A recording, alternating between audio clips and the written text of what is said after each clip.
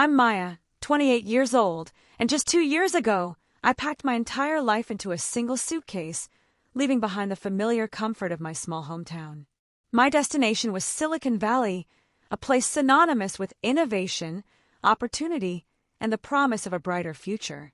I arrived with a burning ambition and a degree in business analytics, ready to make my mark. My dream was to break into the competitive tech world, a space often perceived as a meritocracy, where talent and hard work were supposed to be the only currencies that mattered. I envisioned myself contributing to groundbreaking projects and proving that my background was an asset, not a limitation. I was determined to carve out my own path. After countless applications and nerve-wracking interviews, I landed a junior business development role at Innovate Tech, a fast-growing startup specializing in AI-driven marketing solutions. It wasn't the top-tier firm, but it was a foot in the door, and I was incredibly grateful for the chance. The energy of the place was infectious, buzzing with young, bright minds. From day one, I immersed myself in my work, eager to learn every facet of the industry. I spent late nights analyzing market trends, refining my pitches, and understanding the intricate needs of potential clients. My dedication was unwavering, fueled by the desire to prove my worth and make a tangible impact on the company's growth. My initial months were a whirlwind of learning and small victories. I quickly grasped the nuances of our product and developed a knack for identifying potential clients who could truly benefit from our solutions. My approach was always data-driven, combining analytical insights with genuine relationship building. I started securing modest deals, bringing in new clients and exceeding my initial targets. Each successful contract felt like a validation of my efforts and a step closer to establishing myself within the company. I was building a reputation for diligence and a keen understanding of client needs, which was noticed by my immediate team. My manager, Sarah, was supportive and recognized my potential, often assigning me to more challenging prospects. She encouraged my proactive approach and trusted my judgment, giving me the autonomy I needed to excel. I felt like I was finally in a place where my hard work was truly appreciated and rewarded. Innovate Tech prided itself on its diverse and inclusive culture, or so the company brochures claimed. There were posters celebrating various cultures, and diversity workshops were mandatory.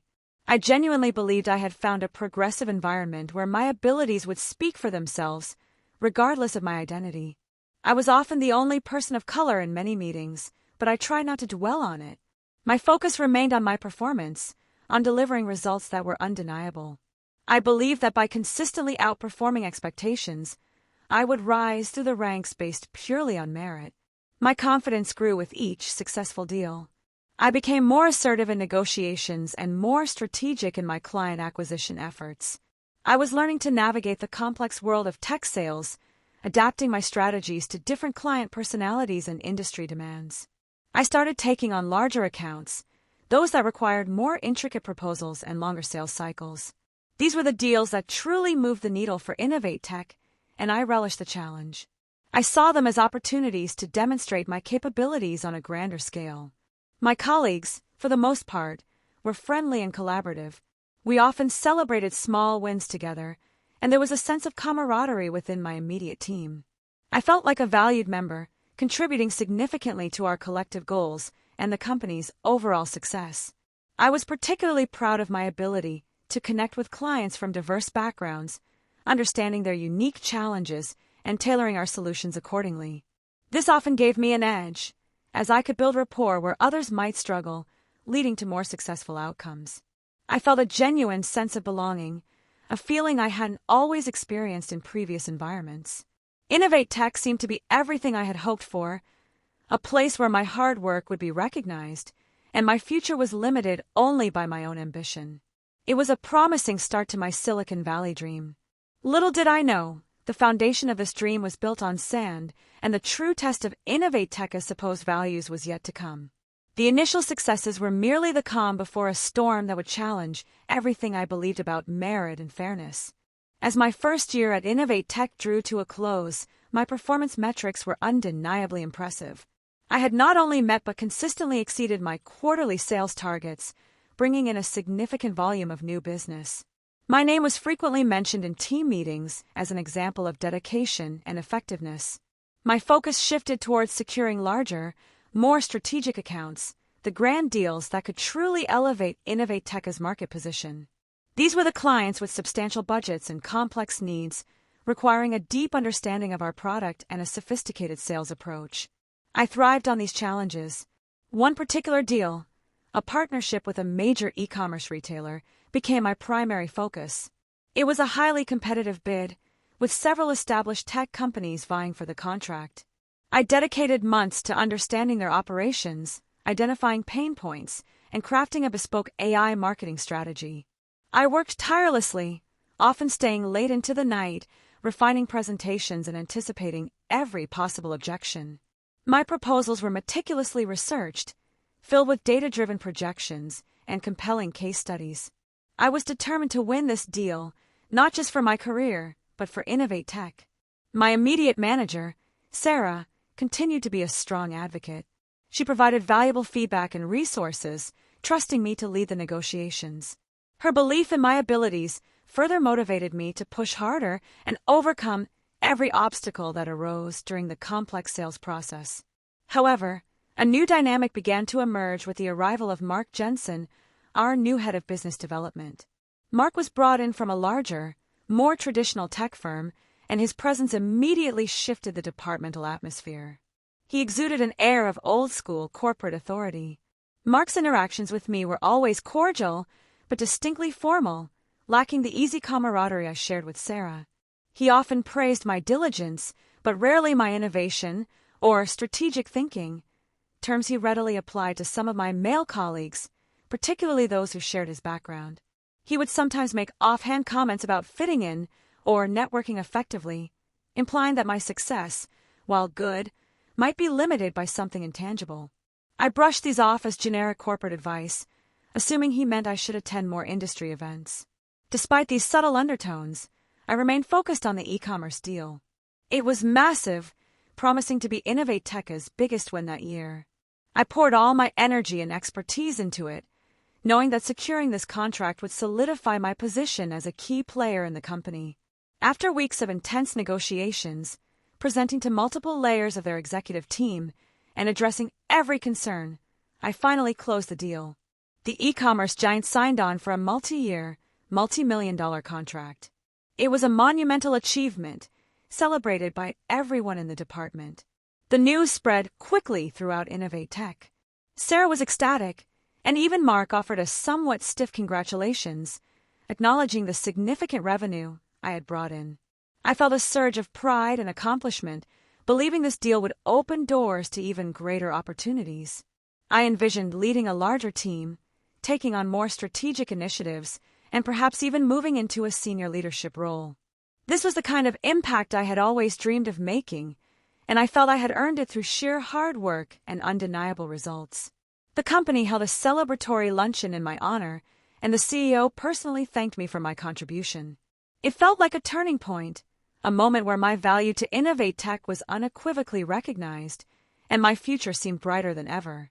I was confident that my performance, particularly with this grand deal, had silenced any lingering doubts about my capabilities. I believed I had proven beyond a shadow of a doubt that merit was indeed the ultimate arbiter of success in this supposedly progressive environment. Yet, even amidst the accolades, a faint unease lingered. Mark's gaze often felt calculating, and his praise, though present, felt somewhat hollow. I couldn't shake the feeling that despite my achievements, there was an unspoken barrier I hadn't yet identified. Following the triumph of the e-commerce deal, I anticipated a shift in my responsibilities, perhaps a promotion or a new, more senior project. Instead, I found myself assigned to a series of smaller, less impactful accounts, while other colleagues, with less impressive track records, were given high-profile prospects. This subtle redirection of my workload was the first clear sign that something was amiss. I approached Sarah, expressing my desire for more challenging assignments, reminding her of my recent success. She seemed empathetic but vague, citing strategic reallocations as the reason. Mark's presence became more pronounced in my daily work. He started attending my client calls, ostensibly for mentorship, but his feedback often felt like nitpicking. He would question my phrasing or suggest alternative approaches that seemed less effective, undermining my confidence. He frequently emphasized the importance of executive presence and gravitas, terms he never quite defined but implied I lacked. These comments, delivered with a paternalistic smile, chipped away at my self-assurance, making me second-guess my natural communication style. During team meetings, Mark would often interrupt my contributions or rephrase my ideas, presenting them as his own or attributing them to someone else. It was subtle, but noticeable, and it made me feel increasingly invisible despite my significant achievements. I observed how he interacted with my male colleagues, particularly those who shared his alma mater or social circles. There was an easy rapport, a shared understanding that seemed to bypass me entirely, regardless of my professional accomplishments. He would often talk about cultural fit and leveraging networks when discussing promotions or new opportunities within the company. He'd say things like, "It's not just about what you know, Maya, but who you know, and how well you connect with the right people." These comments, initially benign, began to feel pointed. They hinted that my success, while acknowledged, was somehow incomplete or insufficient because I didn't possess the right connections or fit into an unspoken mold. It was a constant, low-level hum of exclusion. I tried to adapt, attending more industry events and attempting to engage in casual conversations with Mark and his preferred colleagues. But the barrier felt impenetrable. I was always an outsider looking in, despite my efforts to integrate. One particularly frustrating incident involved a new client referral. I had cultivated a strong relationship with a potential lead, only for Mark to reassign it to a male colleague, stating that the client preferred a more established connection. The client had never expressed such a preference. My frustration mounted, but I struggled to articulate the problem. It wasn't overt racism, no slurs, no direct insults. It was a pervasive, almost imperceptible bias, a constant underestimation disguised as professional guidance or strategic decision-making. I started to question myself, wondering if I was overthinking things or if there was indeed something I was missing. Perhaps I wasn't as polished as I thought, or my networking skills truly were inadequate, as Mark subtly suggested. The joy I once found in my work began to wane, replaced by a gnawing sense of unfairness. I was still performing at a high level, but the recognition felt conditional, always with an unspoken caveat about my fit or networks. I confided in Sarah, expressing my concerns about the unequal distribution of opportunities and Mark's subtle undermining.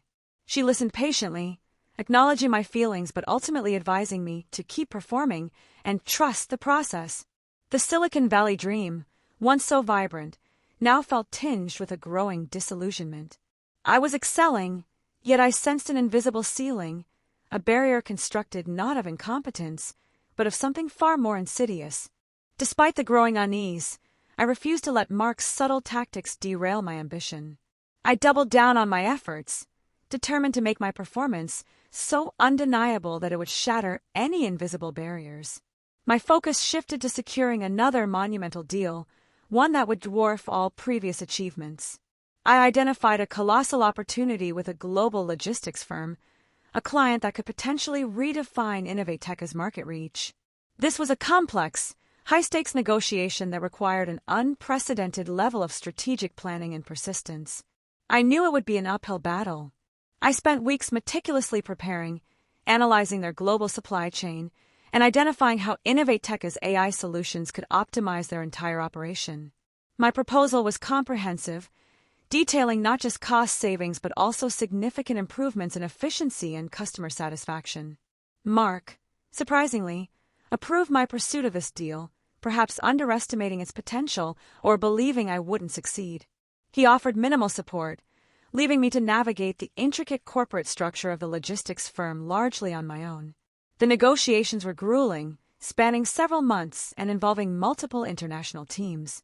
I faced skepticism, cultural differences, and fierce competition from established industry players. There were moments of doubt, but I pushed through, driven by a deep-seated desire to prove my worth.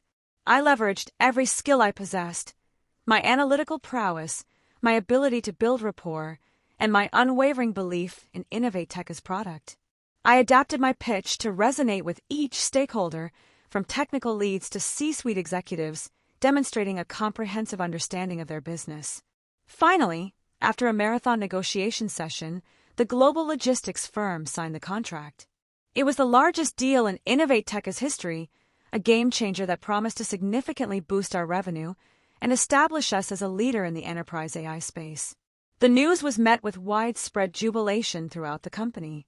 The CEO personally called me to express his profound gratitude, and even Mark offered a rare, genuine-looking smile, shaking my hand firmly and calling it an extraordinary achievement. I felt a fleeting sense of vindication. Surely, this monumental success would finally break through the unseen barrier. My performance was now beyond reproach, undeniable proof of my capabilities and my indispensable value to Innovate Tech.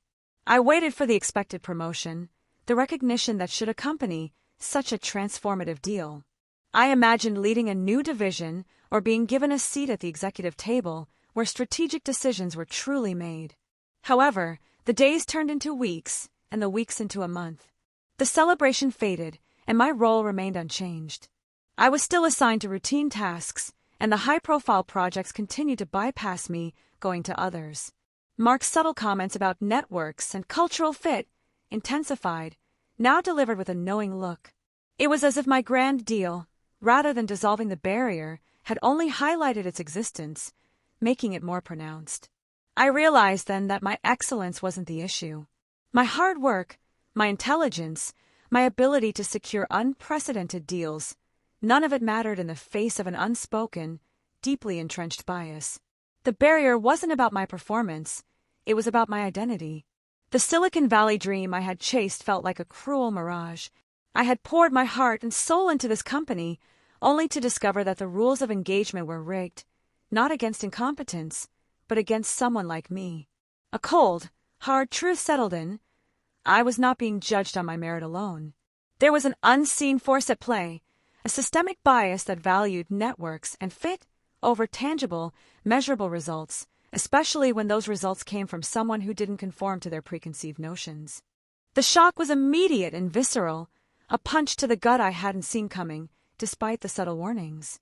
It happened during a routine one-on-one meeting with Mark, ostensibly to discuss my quarterly goals.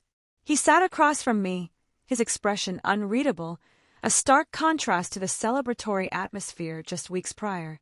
"Maya," he began, his voice devoid of warmth, "we've made a strategic decision regarding the future of our enterprise accounts.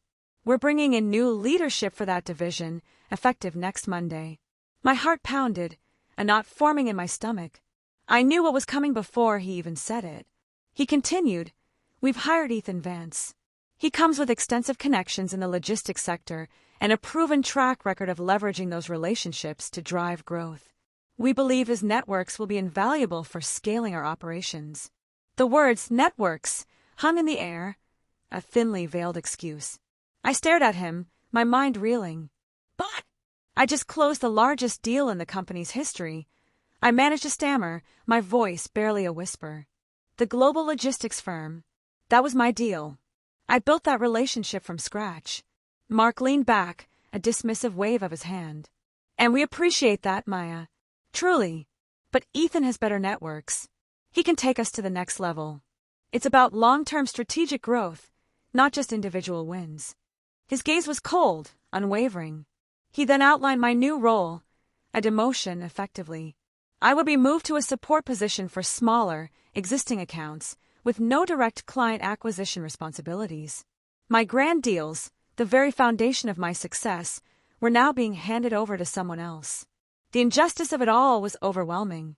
I had poured my life into Innovate Tech, sacrificing personal time, pushing through countless rejections, and delivering undeniable results. And now, I was being cast aside, replaced by someone whose primary qualification was better networks, a euphemism for something else entirely. I felt a surge of anger, but I forced myself to remain calm. "Is this about my performance, Mark?" I asked, my voice surprisingly steady. "Because my numbers speak for themselves. I've consistently exceeded targets. I brought in the logistics deal." He avoided my gaze, shuffling some papers on his desk. "It's not about your performance, Maya. It's about what Ethan brings to the table that you don't. His connections are unparalleled. It's a competitive market, and we need every advantage." The subtext was clear, though unspoken. My race, my background, my lack of inherited connections in their exclusive circles, these were the disadvantages he was referring to. The better networks was a convenient, plausible deniability for their discriminatory decision. I left Mark's office in a daze, the fluorescent lights of Innovate Tech suddenly feeling harsh and unforgiving. The vibrant, innovative environment I had once embraced now felt like a gilded cage, designed to keep people like me in their designated place. My colleagues, who had celebrated my success just weeks prior, now looked at me with pity or awkward avoidance. The whispers started, speculating about my sudden demotion, but no one dared to question Mark's authority or the official narrative. Sarah approached me later, her face etched with regret. "I'm so sorry, Maya," she whispered, her voice laced with helplessness. I tried to argue, but Mark was adamant. He said it was a directive from above for strategic alignment. Her words offered little comfort. The betrayal stung deeply, not just from Mark, but from a system that claimed to value merit while secretly upholding an old boys club. My trust in Innovate Tech and in the Silicon Valley dream shattered completely. I walked out of the office that day, not with a suitcase full of dreams, but with a heart heavy with disillusionment and a burning sense of injustice. My grand deals, once sources of pride, now felt like a cruel joke used to highlight my expendability. The initial despair was profound, but beneath it, a tiny spark of defiance began to ignite. This wasn't just about my job, it was about a fundamental injustice. I wasn't going to let them erase my contributions or define my worth. The days following my demotion were a blur of anger, confusion, and a profound sense of betrayal. I found it difficult to focus on my new, diminished responsibilities, the mundane tasks a stark contrast to the high-stakes negotiations I had once led. My passion for work had evaporated. I watched Ethan Vance, my replacement, with a mix of resentment and morbid curiosity. He was charismatic, effortlessly charming, and seemed to glide through the Innovate Tech hallways with an air of inherited confidence. He fit the cultural mold perfectly, a stark contrast to my own journey. Mark paraded Ethan around, introducing him to key stakeholders and loudly praising his unparalleled network and strategic vision. It was a constant, painful reminder of the narrative they had constructed to justify my displacement. I noticed, however, that while Ethan was excellent at schmoozing and presenting a polished image, he seemed to lack a deep understanding of Innovate Tech's core technology. His questions in internal meetings were often superficial, and he relied heavily on others for technical details. He also seemed surprisingly unfamiliar with the intricacies of the global logistics deal I had just closed. He asked basic questions about the client's operations and the specific terms of the contract, details I had spent months mastering. This struck me as odd for someone supposedly brought in for their networks in that exact sector.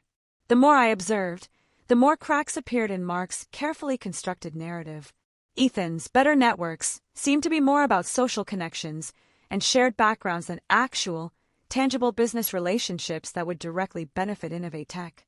My initial despair slowly began to morph into a cold, calculated resolve. This wasn't just a personal slight, it was a systemic issue, a pattern of behavior that needed to be exposed.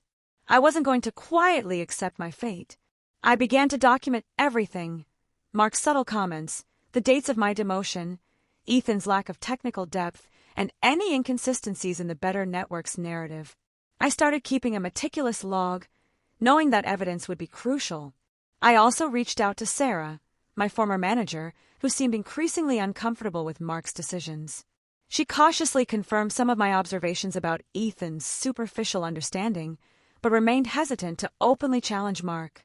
My frustration fueled a new kind of determination.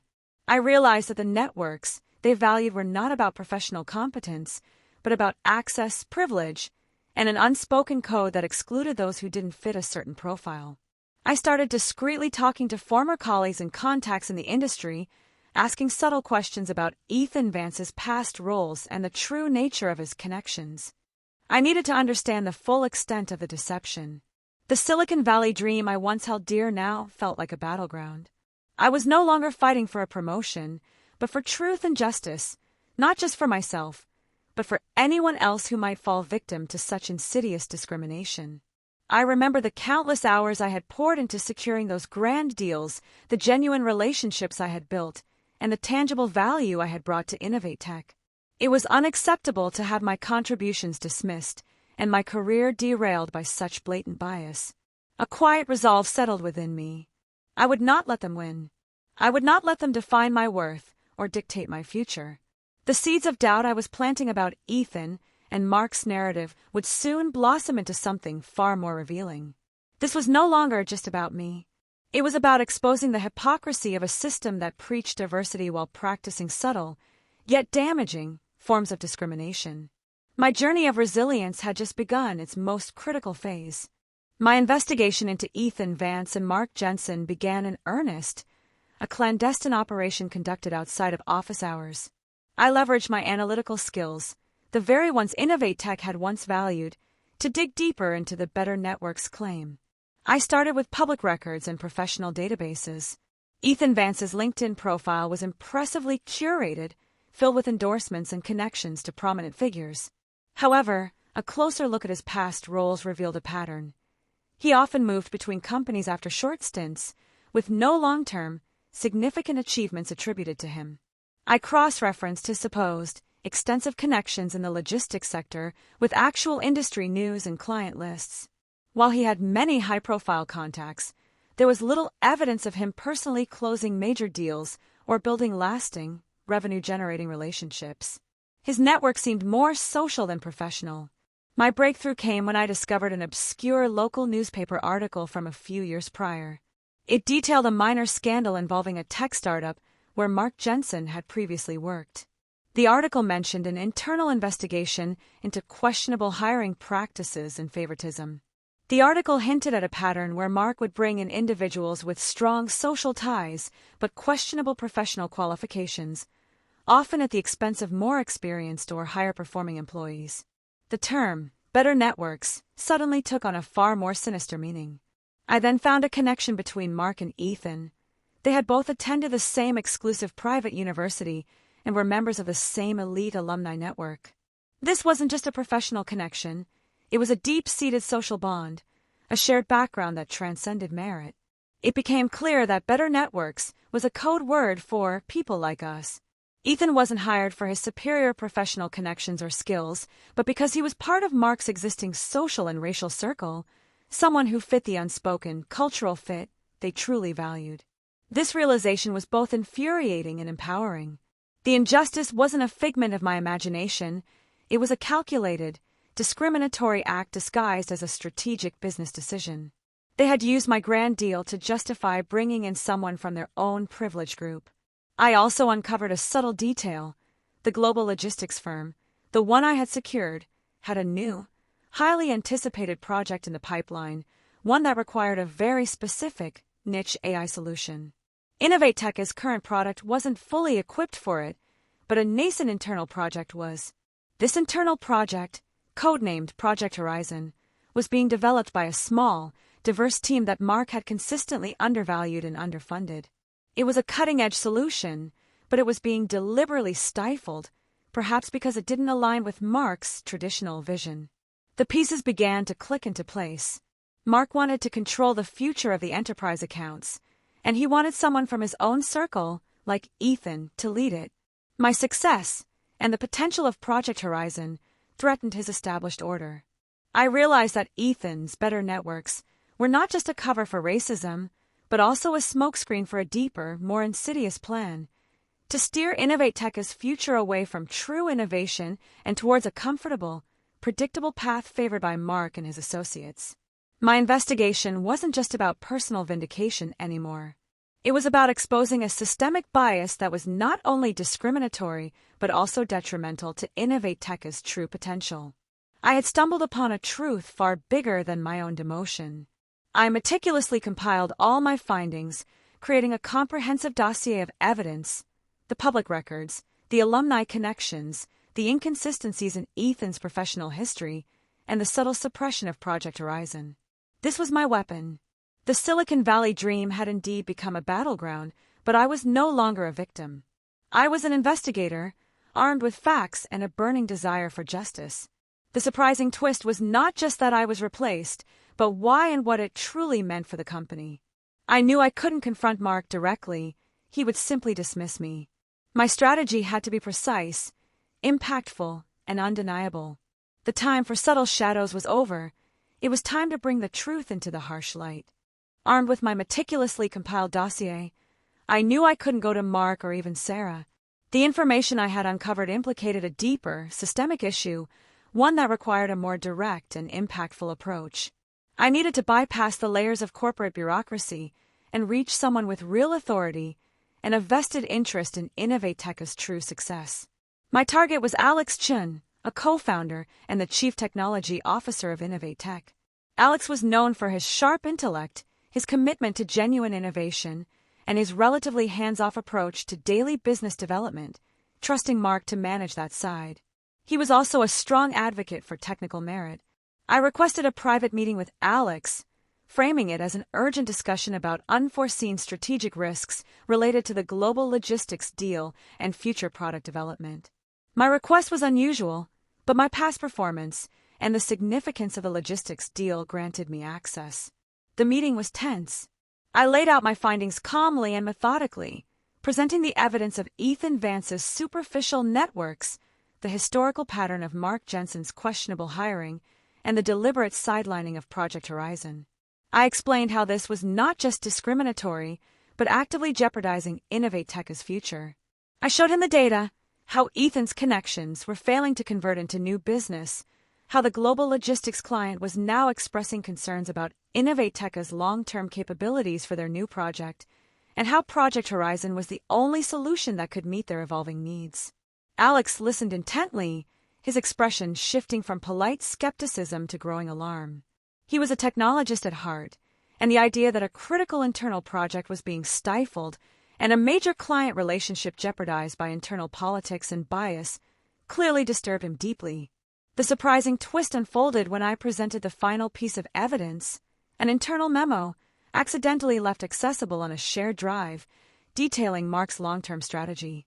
It revealed his intention to pivot Innovatech away from cutting-edge, complex AI solutions towards simpler, more marketable products that required less technical depth but appealed to his network of traditional clients. This memo explicitly stated that certain innovative projects, a clear reference to Project Horizon, were too niche and lacked broad appeal, and that personnel with established, traditional networks, Ethan Vance, were critical for this new direction. It confirmed the deliberate suppression of true innovation for the sake of comfort and cronyism. Alex Chun, a man who had built Innovatech on the very principle of pushing technological boundaries, was visibly enraged. He saw not just discrimination, but a direct threat to his vision for the company. The better networks were not just racist, they were anti-innovation. Within days, the repercussions were swift and decisive. Mark Jensen was placed on administrative leave, pending an internal investigation, and Ethan Vance's contract was terminated. Innovatech announced a comprehensive review of its hiring and promotion policies, emphasizing a renewed commitment to merit and true innovation. Alex Chun personally apologized to me, acknowledging the systemic issues I had uncovered. He reinstated me to my previous role, but with a significant promotion. I was appointed head of strategic partnerships with direct oversight of Project Horizon, now fast-tracked for development. My grand deals, once a source of pain, were now my platform. I led the team developing Project Horizon, ensuring it met the specific needs of the global logistics client, who, upon hearing of the internal changes, renewed their faith in Innovatech. The Silicon Valley dream, shattered and rebuilt, now felt authentically mine. I was not just a survivor, I was a catalyst for change, transforming a personal injustice into a systemic overhaul that benefited the entire company. My journey of resilience had culminated in a powerful redemption. I had not only reclaimed my career, but had also exposed the insidious nature of better networks and redefined what true merit meant in the tech world. I continued to thrive, building genuine, merit-based partnerships and ensuring that Innovatech lived up to its promise of innovation and true equality. My story became a quiet testament to the power of standing up against subtle discrimination, proving that true networks are built on talent, not privilege.